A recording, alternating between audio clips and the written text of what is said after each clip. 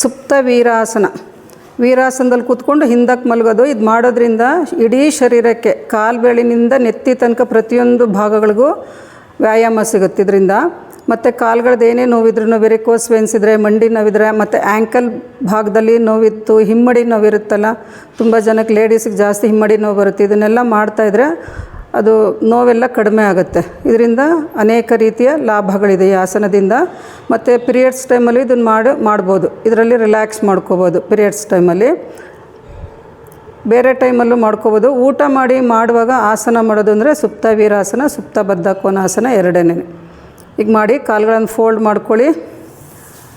Calf muscles kneel down. First ಮಂಡಿ ಮೇಲೆ ನಿಂತ್ಕೊಂಡು ಕಾಫ್ ಮಸಲ್ಸ್ ಹೊರಕ್ಕೆ ರೋಲ್ ಮಾಡಿಬಿಟ್ಟು ಕೂತ್ಕೊಂಡು ನಿಧಾನ ಹಿಂದಕ್ಕೆ ದಿಂಬು ಮೇಲೆ ಕೂತ್ಕೋಬೇಡಿ. ದಿಂಬಿಂದ ಬಟಕ್ಸ್ ಕೆಳಗಡೆ ಇರಲಿ, ಬೆನ್ನು ತಲೆ ದಿಂಬು ಮೇಲೆ ಬರಲಿ.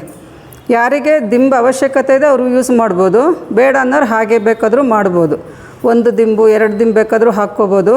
ಮಾಡಿ ನಿಧಾನ ಹಿಂದಕ್ಕೆ ಹೋಗಿ. ಈಗ ಯಾರಿಗೆ ಮಂಡಿ ನೋವಿದೆ ಅಂಥವರು ಸುಪ್ತ ಬದ್ಧ ಕೋನಾಸನ ಮಾಡಿ. ತಲೆ ಕೆಳಗಡೆ ದಿಂಬು ಬರಬೇಕು, ತಲೆ ಕೆಳಗಡೆ ದಿಂಬು,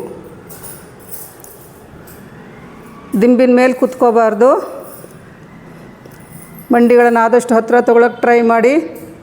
ಉಸಿರಾಟವನ್ನು ಗಮನಿಸ್ತಾ ಇರಿ. ಇದನ್ನು ಚೆನ್ನಾಗಿ ಅಭ್ಯಾಸ ಮಾಡಿಕೊಂಡ್ರೆ ನಿದ್ದೆ ಬರುತ್ತೆ. ಆ ರೀತಿನಲ್ಲಿ ರಿಲ್ಯಾಕ್ಸ್ ಮಾಡ್ಬೋದು. ಸುಪ್ತ ವೀರಾಸನ. ಕಣ್ಮುಚ್ಚಿ ಉಸಿರಾಟವನ್ನು ಗಮನಿಸ್ತಾ ಇರಿ. ಗಮನಿಸಿ ಯಾವ್ಯಾವ ಭಾಗ ಸ್ಟ್ರೆಚ್ ಆಗ್ತಿದೆ, ಎಲ್ಲಾದರೂ ಪೇಯ್ನ್ ಇದ್ರೆ ಅದು ಕಡಿಮೆ ಆಗ್ತಾಯಿದೆ ಎಲ್ಲ ಗಮನಿಸ್ಕೊಳ್ಳಿ. ಥೈಸ್ ಭಾಗ ಹೇಗೆ ಸ್ಟ್ರೆಚ್ ಆಗುತ್ತೆ ಅಂತೇಳಿ. ಅಲ್ಲಿರೋ ಎಕ್ಸ್ಟ್ರಾ ಫ್ಯಾಟ್ ಕರಗಬೇಕು, ಮಸಲ್ಸ್ ಟೋನ್ ಆಗಬೇಕು ಚೆನ್ನಾಗಿ. ಮತ್ತು ವೆರಿಕೋಸ್ ವೇನ್ಸ್ ಇದ್ದರೂ ಕಡಿಮೆ ಆಗುತ್ತೆ, ಬ್ಲಡ್ ಸರ್ಕ್ಯುಲೇಷನ್ ಚೆನ್ನಾಗಿ ಹರಿಯುತ್ತೆ. ಇಲ್ಲಾಂದರೆ ಗಂಟು ಹಾಗೇ ಇರುತ್ತೆ, ನರಗಳೆಲ್ಲ ನುಲ್ಕೊಂಡಂಗೆ ಇರುತ್ತಲ್ಲ, ಅದೆಲ್ಲ ಹೋಗಬೇಕು ಅಂದರೆ ಸುಪ್ತ ವೀರಾಸನ ಅಥವಾ ವೀರಾಸನದಲ್ಲಿ ಕೂತ್ಕೊಳ್ಳೋದನ್ನು ಅಭ್ಯಾಸ ಮಾಡಬೇಕು.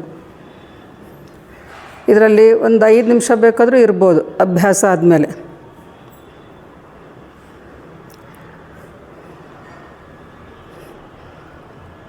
ಹೊಟ್ಟೆ ಭಾರ ಅನಿಸುತ್ತಲ್ಲ, ಫಂಕ್ಷನ್ಗೆ ಹೋಗಿ ಬಂದಮೇಲೆ ಈ ಥರ ಮಲಕ್ಕೊಂಡ್ರೆ 1 ನಿಮಿಷದಲ್ಲೇ ನಿಮಗೆ ಚೆನ್ನಾಗಿ ಜೀರ್ಣ ಆಗುತ್ತೆ. ನಿಧಾನ ಮೇಲಕ್ಕೆ ಬನ್ನಿ. ಇಡೀ ಶರೀರಕ್ಕೆ ವ್ಯಾಯಾಮ ಸಿಗುತ್ತೆ ಇದರಿಂದ. ಈಗ ಕಾಲುಗಳನ್ನು ಮುಂದಕ್ಕೆ ತೊಗೊಂಡು ರಿಲ್ಯಾಕ್ಸ್ ಮಾಡ್ಕೊಳ್ಳಿ. Clockwise anticlockwise ಮಾಡಿ.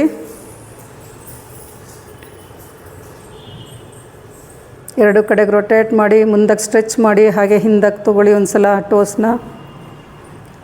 ಎಲ್ಲರೂ ಅಭ್ಯಾಸ ಮಾಡ್ಕೊಳ್ಳಿ ಇದು ಮನೆಯಲ್ಲಿ.